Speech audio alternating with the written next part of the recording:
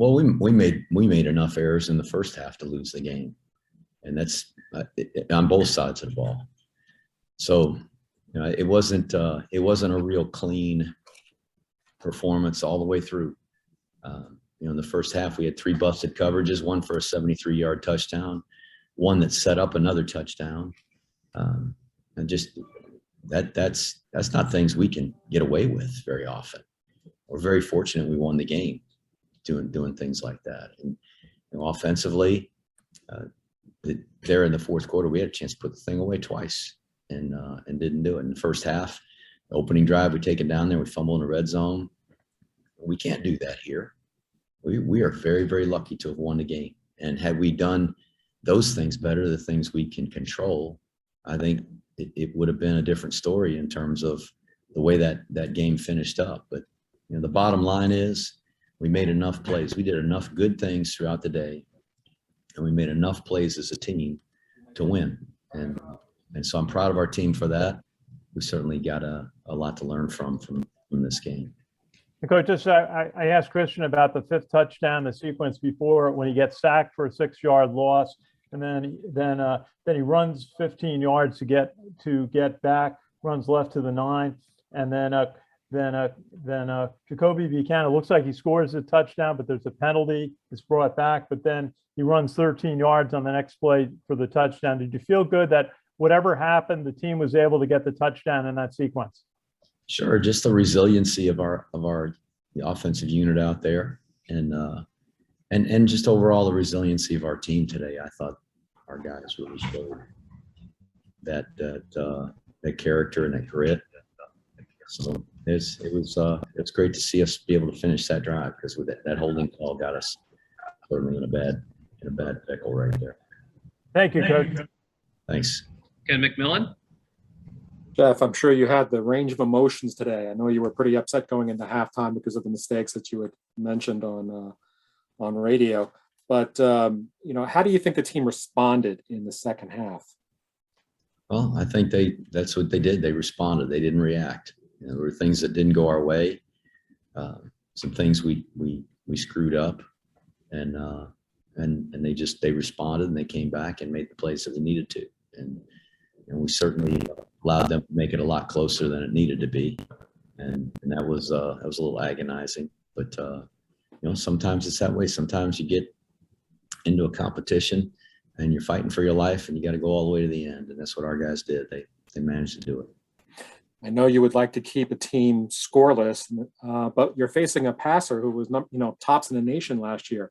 I thought there were times where you really made life tough for him, but he showed his guts and pulled out some touchdowns in the end. So how do you judge a game like this where you give up over 400 yards passing, but you got the job done? We've got to see where we could have been covering their receivers better when we were in zone and staying with our guy in man-to-man coverage where we didn't. Like I said, the blown coverages are just, I'm still disappointed about those, and I'll remain disappointed. We can't do that if we're going to expect to play good defense and give our team a chance to win. Not at Army, we can't do that. And just give me your overall assessment of Christian today. I thought Christian played a really good football game.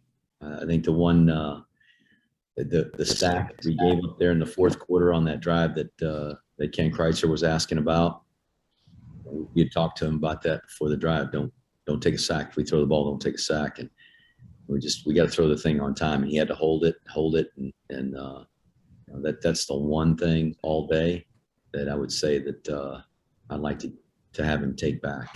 But I thought he did a really good job with his reads, distributing the ball, pitching the ball, threw the ball well, and got us out of some jams. So he just played like a veteran, and I'm really proud of his effort. It looked like there were a lot of designed play calls today for him as opposed to reads. Is that true? Did Western show you something that made it look like, hey, give Christian the ball here?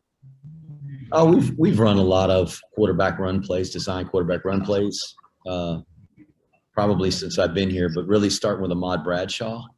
He's the guy that we really started to do that a lot for. and have continued. So last week with Tyre, there were a lot of design runs in the first 2 drives for him. We ran some with Christian as the game went along. Late in the game against Georgia State, we were running Jamel over there, and their safeties were tackling him for a 1-yard gain. And that's when we threw the play action pass there late in the game. So those are design runs for the quarterback, and we had plenty of read plays and plenty of triple option plays we ran today, midline and outside veer and those kinds of things, but also some 2-way options and some just called quarterback runs as well as called fullback and called slot runs. Sure. Thanks, Jeff. Billy Witz. Hi, Jeff. I was just wondering if you could speak a little bit to just the atmosphere today, and just, it's the first time in almost 2 years of, playing in front of fans at a home game, and just all the, I guess as you put it earlier when I talked to you, just the pomp and circumstance of this week and today. It was great to be out there, and it was great to have fans. I thought the Corps cadets did a fantastic job of cheering for their team, and we're just an extension of the Corps out there. So really, those are our teammates, and I thought they did a fantastic job. But to look around and see fans in the stands and to hear that roar again after a big play, it was a lot of fun. I know our players were charged up and excited, and so I hope the crowds will continue to grow, and they'll want to come out and see this team play. Thank you. We'll go with Aaron. Hey, Coach, this doesn't have anything to do with this present game, but while you guys were playing, John Radigan was elevated to the active roster for the Seattle Seahawks. How do you react to that kind of news and knowing what he did for your team? I'm not surprised. It goes for the other guys too, for Cole Christensen and Elijah Riley, who were on practice squads. When they got accepted onto the practice squad, I sent them all a text message, and I reminded them how difficult those jobs are to get and how difficult they are to keep. So they're very fortunate to be associated with an organization in the NFL, and those guys they're tough, good football players. They all play special teams, and I'm sure they're doing those things for those teams that they're a part of now. And so I'm really happy for John and proud of him. Not surprised. He's a really good football player, and I'm sure they're going to be really, really happy with his performance. Just how hard he plays and how tough he is. Just one overall thing you learned from your team today and their performance. We got a tough football team that'll stay the course. They're resilient. They truly have that black flag mentality that we're just going to fight to the finish. And the warrior ethos of the United States Army, I think, is a great description for what we want to be as a team. And that's, I'll place the mission first. I'll never quit. I'll never accept defeat. And I'll never leave a fallen comrade. And I think our guys play that way, and they feel that sense of brotherhood with their comrades on the field. And so they just continue to battle, and nothing seems to shake them. So really proud of their effort. And I think that's what got us to the finish line today. Charles, go ahead. Hey, Coach. First of all, congratulations on the win today. I want to go back to the first quarter where Markel made an outstanding interception. A few plays later, fullback Anthony Atkins fumbles the ball and turns it over. Is that basically indicative of how the game was played today by the Black Knights, the high and lows of the game, if you will? Absolutely. And there's an opportunity to score.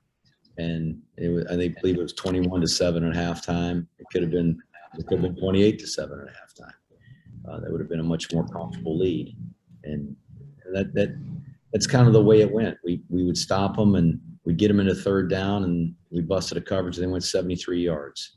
We had a third down there in the third quarter, and had a chance to get them off the field, and they hit a long pass. And we were doing a good job of getting in position to get them off the field. We just couldn't seem to do it. And then offensively, we converted a bunch of fourth downs, and then we get in there where we can put the game away and finish it off, and they whip us on a block, and we didn't make the play, and they go down and score, and that's where we've got to finish those drives and on both sides and win in those situations. So it's a learning opportunity for us. I'm disappointed with how we executed in a lot of places, but I'm very happy that we made enough plays to win, and we executed very well on some other things that put us in position to win. Great. My final question is, we've been calling this fullback U, but I saw one member of the fullback group not out there today, unless I missed something. Tyson Riley. Can you bring us up to status with Tyson?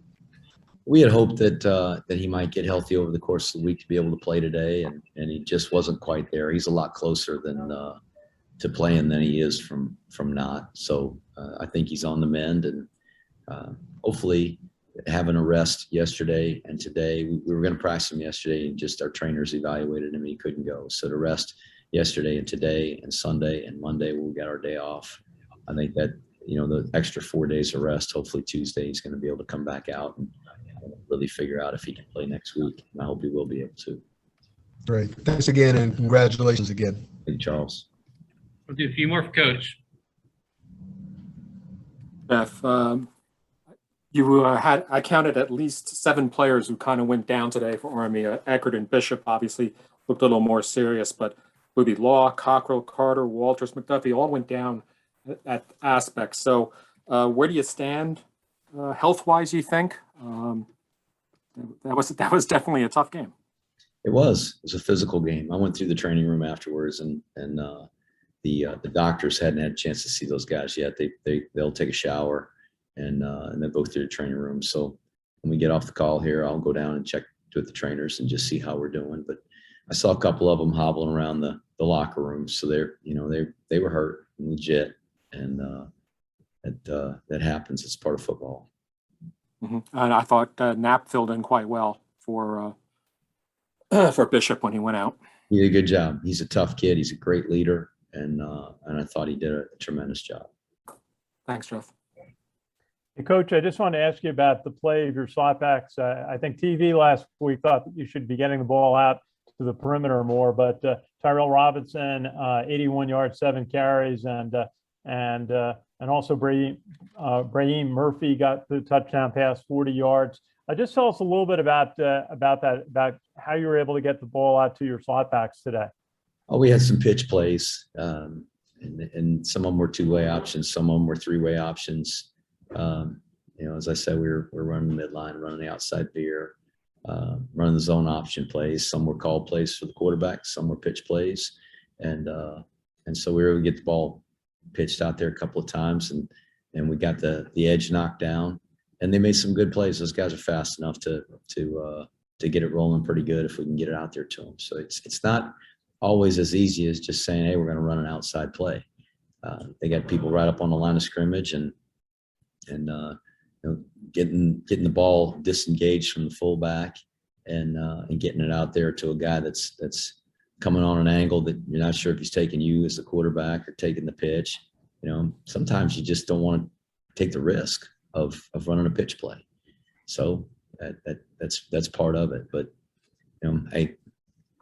the guys on TV are doing their job. That's their job to critique and see what they can help us with. Yeah. Hey, Coach, I just wanted to ask you about, particularly that play that the Bailey Zapp ran 11 yards for a touchdown at the end of the second quarter. Yeah. It seemed like it was tough. You were back in pass coverage.